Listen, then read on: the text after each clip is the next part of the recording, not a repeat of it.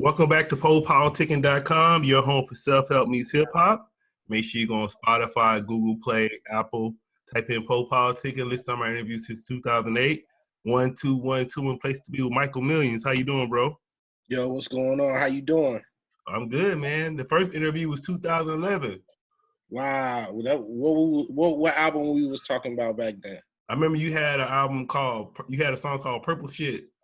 Yeah, it was Color Purple Time Frame. Yeah, that's a while, man. So I'm glad you still around, man. I know a lot of these rappers, they don't even stay around that long, man. They fade out. Nah, man, I'm here forever, man. I'm one of those guys. We're gonna be here for a long time. All right. So I just want you to it's been a while, so just reintroduce yourself to the people. Just talk about your background a little bit. I read you started rapping when you was 14. Yeah, man, my name is Michael Millions. My name hasn't always been Michael Millions, but yeah, I actually started writing music at like 10 years old. And from there, about 14 years old, I started recording music. And then by about 17 years old, I got signed. And then I was on that label for a while. And then after that, I went indie, and that's when I kind of really broke. Or just kind of the game was changing. So I was able to break. And but yeah, man, so from about 2010 to now, I've just been, putting out music, recording a lot of music. I'm an engineer as well, so I've been behind a lot of music that's going on in the area.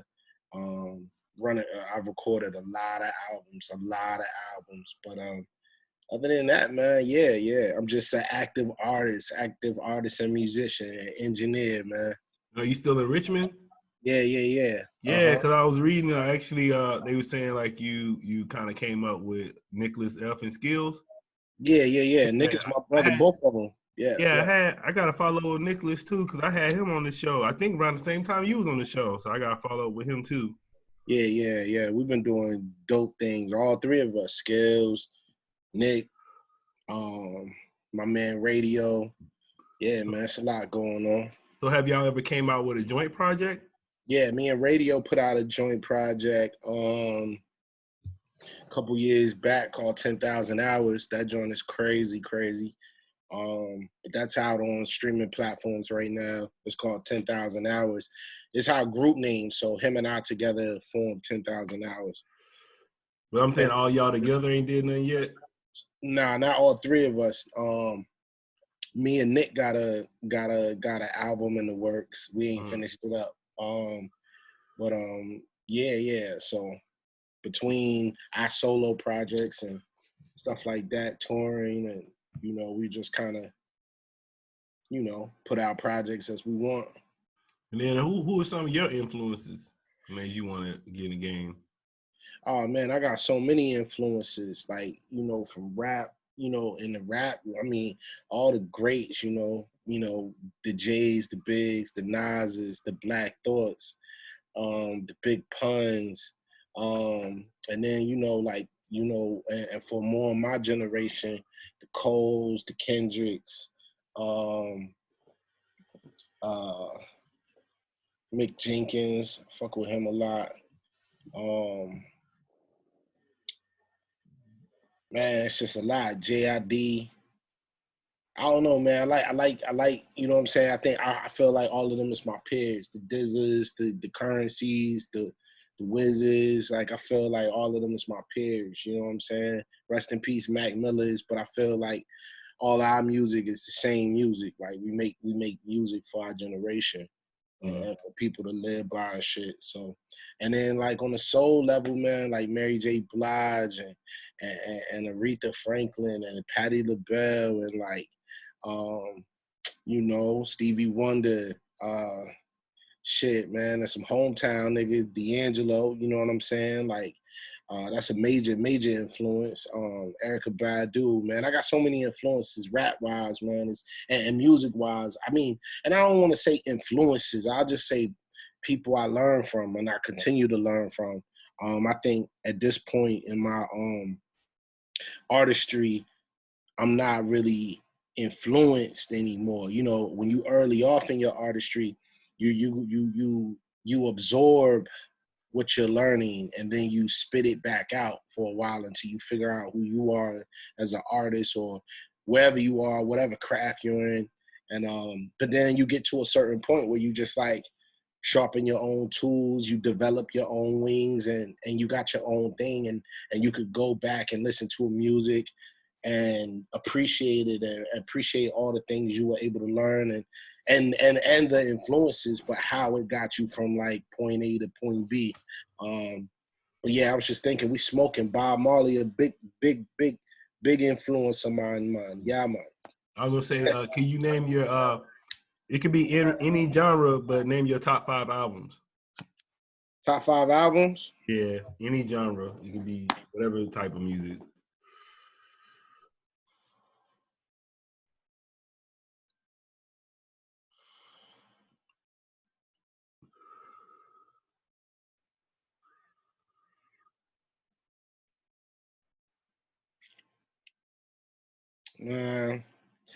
I have to go with Illmatic, Reasonable Doubt, Ready to Die,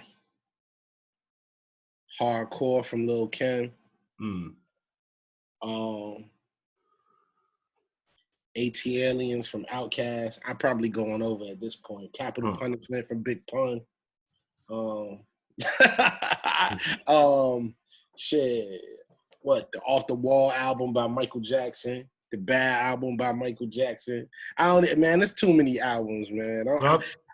I got too many tops, yo. I that shit could change for me. Brown Sugar, that's one of my favorite albums of all time. Brown Sugar by D'Angelo. But I noticed too, you play a lot of jazz in your music. So I don't know, is that on purpose? You like jazz? That's the sound of the land. You know what I mean? Like, I talk about D'Angelo a lot, and I actually just sent you an EP I recorded last night called Devil's Pod 2.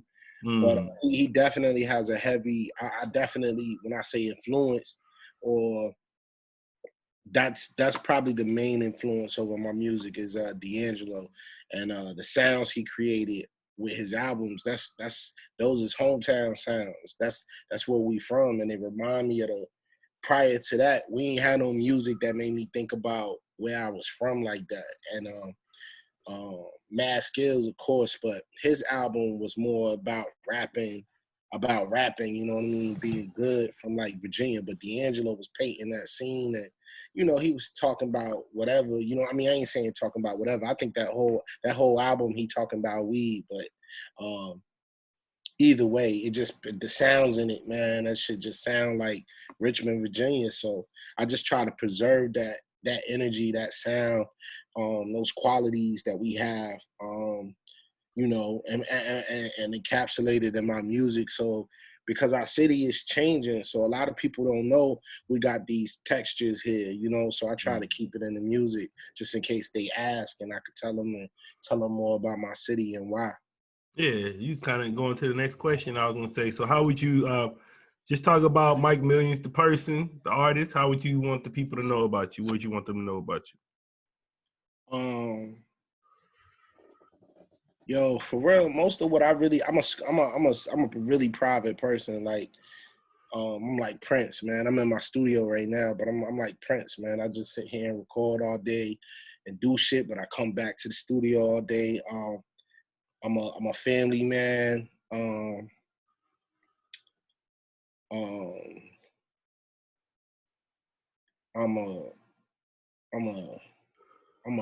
I got jokes for days, man. I'm a funny dude. I like to laugh a lot. The person, Michael the person. But other than that, man, I'm an artist. Like, that's really who I am every day, day in, day out. I'm an artist. I don't have a job. You could tell, man. Like, look at the length of my hair. You know I ain't out here working, man. So you know I'm a full-time artist, man, and I love what I do, man. I'm a passionate individual. And I become that, you know what I'm saying? I think I'm always that, but like as an artist, I'm just a passionate individual about what I like and shit. And, you know, it shows up in the music, it shows up in the people that's around me. And yeah, man, I'm a good person, man. And if you wasn't an artist, what would you think you'd be doing right now? I might be a brain surgeon or maybe doing maybe not even a brain surgeon, maybe a brain specialist, studying something, studying the mind, studying how the brain works with the body. I like stuff like that. I like anatomy. I think when I went to college, I was in college for mass communications, film and broadcast. But a lot of times I think I'm like, yo, I should have like went to like become a doctor on the low and just kind of like, got that out the way. Because most times if I'm not doing music, I'm studying the brain, like watching videos and reading up about different things and parts of the brain and shit. So I might be a brain surgeon or something, or not a surgeon. I don't want to cut shit up, but maybe a brain specialist or something. So give us something that you learned. Give us a fact, into amazing fact about the brain we might not know. Man, there's so much about the brain. It's crazy. But one thing I think about the brain, not one thing, our brains are powerful enough to speak to each other through telekinesis. Oh yeah. And a lot of people don't really realize that we have that ability and we never utilize it, or train ourselves or learn to get in tune with ourselves on that level. And a lot of it has to do with like, social shit that we got going on, things that people get to read and consume, the foods we get to eat, the books. Some people just don't, they're not right there. But the brain is an interesting thing, and it's a powerful, powerful tool we have. So, but I don't know, man. There's so many facts, man. I can't pick one. Yeah, I think I had a book about the brain I was reading, but it was just talking about how you can your brain doesn't stop growing and you can make your brain like change if you want to. Like people Yeah, man, your brain is ever evolving, Yeah, just through even through positive thinking, like people don't understand that, but like stuff like that is important with your brain too. Yeah, absolutely, absolutely. Positive thinking. I mean, and then really not positive thinking, but really, the whole positive vibe thing is weird. But I try to tell people, not really. It's not really about positive thinking. It's more like focusing on more pleasant things. Like some people would think, oh no, I'm thinking negative, then I gotta think positive. It's like, nah, just be in the moment of like good energy. If you order some food and your food come exactly as you order it, you need to be like, you need to dive into that, fall and lean into that energy. You know what I'm saying? That these are positive outcomes. A lot of times people don't realize they it's positive shit going on as soon as they wake up. Like, you know what I'm saying? Like, so Yeah. I don't even know how people complain for real. I've had nothing to complain about my whole life.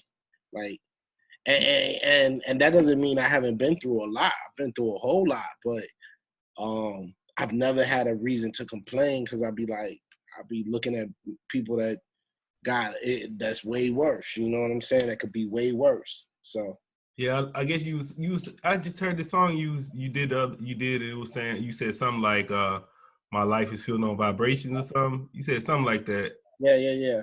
Yeah, I was like, okay. And I was saying like, so last time we talked was like, I think it was like 2011. So I just wanted like, what do you think some lessons you learned as far as like when the music game during that time? It wasn't no lessons because it wasn't no rules.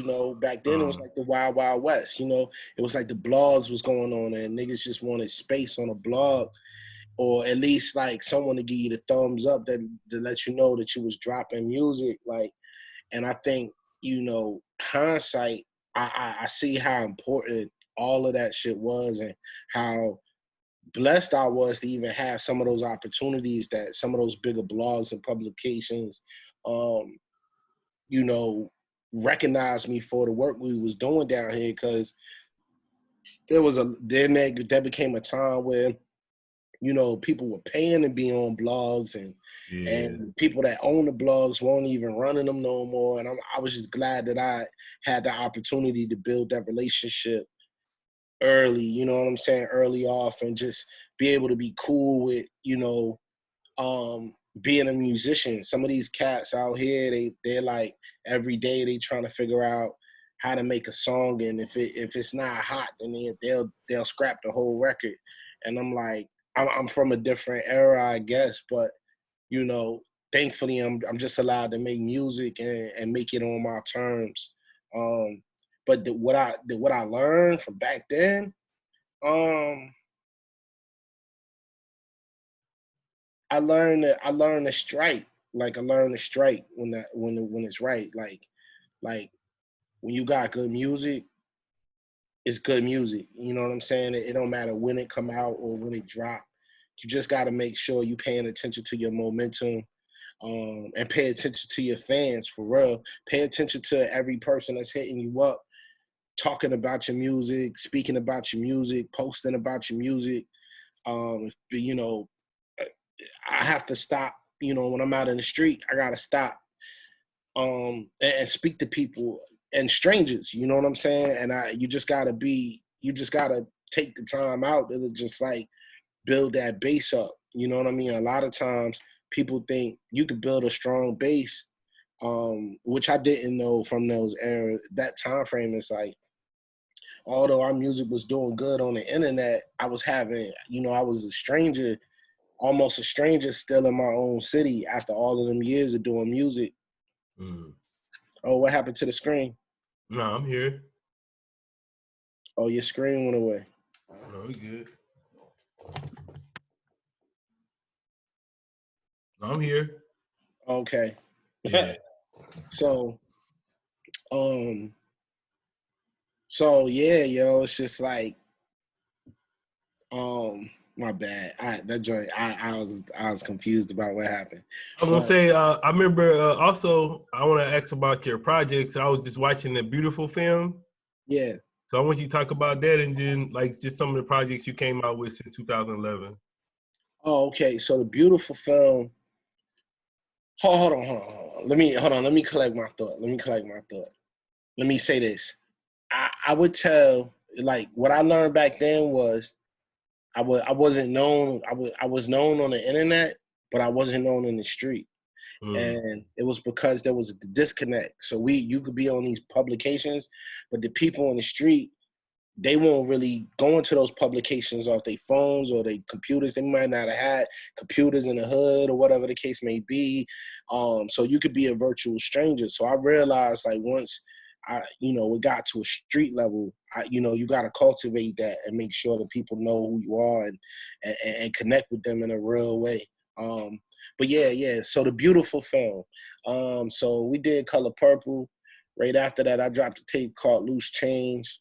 Right after that, I did a tape called Michael. I did like 3 projects in 1 year, and that kind of shook shit up out here for a minute.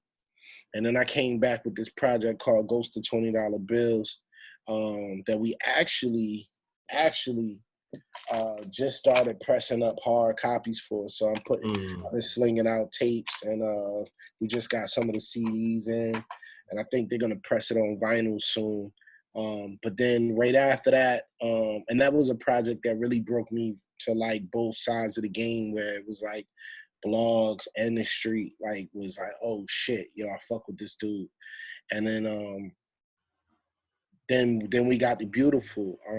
And one thing about me is when I release a project, every release is special, or it's gonna have its thing to it. You know what I mean? It's gonna have its own story. And I like to remain original in that aspect of how I release music. So at that time, nobody was doing this. No one was doing like long videos or long, they weren't even thinking on that. I think we put out Beautiful, and then Beyonce, like a month later, dropped her joint that was that long video that she had. And I'm like, that's crazy that we had did that, but we had finished ours months before. But no one was doing that, and I thought that'd be a cool way to give people a new project by giving them a full visual, a short film, but it had the music in it, and I'm glad we did that. It resonated with the people, and it was special. It was something different. That hadn't been done before, and we released the visual, and then maybe a few days later, released the full project that went with that. And yeah, man, people still bumping that shit to this day, man. Yeah, I remember Jay-Z did Reasonable Doubt. I mean, he did Streets is Watching like that though. Yeah. Yeah, that was like the only one I really remember. I don't remember nothing like Right. that. That's what I meant. Like no one was doing them like since Now, then. yeah. So they weren't really thinking, they weren't really there with that. So but yeah, man, that's that was a good time frame. And my director G, he goes by Flexico now, but my director, he's an amazing artist himself. He's been able to grow. We've been able to grow with each other artistically, you know what I'm saying? Because I caught him, he was young, and now, you know what I mean, we just kind of been working together for so many years now.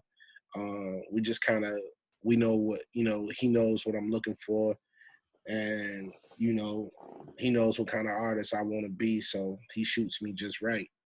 Yeah, I was gonna say, what is next for you? Like, where do you want to be? Next, I think I want to scratch it. I want to scratch some things off my list, you know, do some shows. Like I want to play on TV, like Tonight Show. I want to knock out a Color Studios. I want to tour outside of the country. And I, you know, and I want to deliver a lot more music. You know, I got a lot more music to deliver. So, you know, I just want to do this. You know, if you would have asked me about 6-7 years ago, what would I wanted to do? I'd have been like, I want to be a full-time artist, and I want to do music every day. Well, I do that, and I am that. So it's like, I just want to be that. You know what I'm saying? I want to get better. I want to get sharper. I want to learn more instruments. I want to write more songs for people. You know what I'm saying? You know what I mean? I think this is why I'm here. You know what I mean? I don't know, you know, sometimes I think about it in regards to my family. I'm like, and I watch like old films and shit about musicians and how detached they are from their family. And I be like feeling bad because I'm kind of the same way. I'm not detached, but we kind of like here and not here at the same time. You know what I mean? And it's like, because the music, it drives you. So you like, especially. But it's not. Yeah. You know, it's what you do when there's nothing to do. It's that mama mentality. Yeah. So it's not really that, because it's the catch-22, because everything that you're doing and every lyric you write or every moment you spent is spent doing that for the betterment of them, you know what I'm saying, of the people around you. So it's like, it's kind of a crazy thing. So it's like a weird sacrifice in a way, but it's just who we are. You know, when you tap into being an artist, that's just where you are, you know? What's up? So what would you like to say to your fans and supporters? That I love them. That's it? That's it. Like, that's it, man. You know, without a fan or supporter, you know, I couldn't do what I'm doing. You know, I couldn't tour. I can't sell merch. I can't get positive feedback from records I drop, or, you know, I can't play the shows that be full shows. Like, I love them. You know what I'm saying? So that's a real thing. I write music. You know, they accept the music that I write from my heart.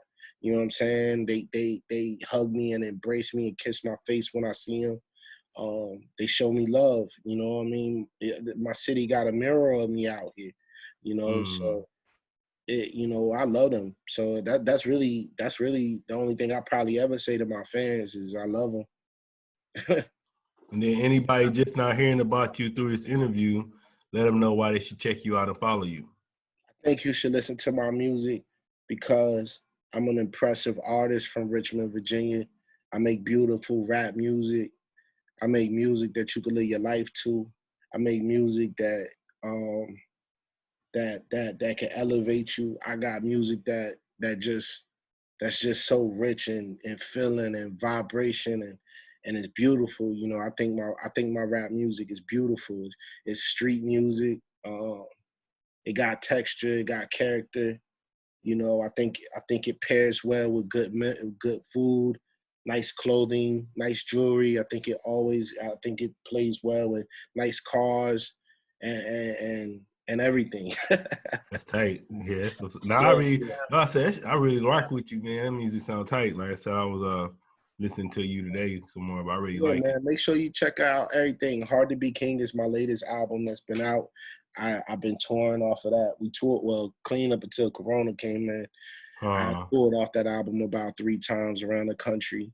And we were about to go on. I was actually, after we did Something in the Water, I was going to be leaving for tour again. So check out, definitely if you're new to my music, please check out my catalog. It's worth a listen. My latest album is called Hard to Be King. It's a beautiful rap album. It's worth listening to. Um, yeah, yeah, yeah. And if you and, and if you know who I am and you supporting, thank you. I love you, and I'll never let you down on that rap shit. all right, man. I want to say thanks for coming through Politic with me. For sure, 10 years man. later, getting it Yeah, in. man. Nah, that's fire, man. Let's stay in touch and make this happen more frequently. I got some stuff coming out. I got some things we're gonna roll out probably real soon, especially with us being locked in a little bit. So maybe we could tap in again. No doubt. What's your social media and everything? My social media is Michael Millions on everything. MichaelMillions. You can follow me on everything at that thing right there. You got any shout outs? Shout out to my family. Shout out to AGM, Radio B, Nicholas F, Name Brand, my brother. Shout out to Ease, Cole. Shout out to the homies. Shout out to Richmond. Shout out to Mutant Academy. Shout out to D Folk. Shout out to all the business owners I know. Shout out to the corner store, my man's at the corner store, Habib. Shout out to him because shout out to the corner store, man. They always hold me down. So shout out to him. You said some real shit. You said I'm from where the gas station is the store. I was like, oh, I know where you from. I already know. Man, we don't got corner stores, we got gas station stores, man. We got we need our supplies, man. That food be good as shit up in the stores too. They don't know about them stores. That food man, you never know, man. That where we at, it's just an everyday thing. You probably spend a good percentage of your paycheck or your good percentage of your earnings at the corner store anyway, buying whatever you need to get, whatever, you know what I'm saying? So mm-hmm. All right.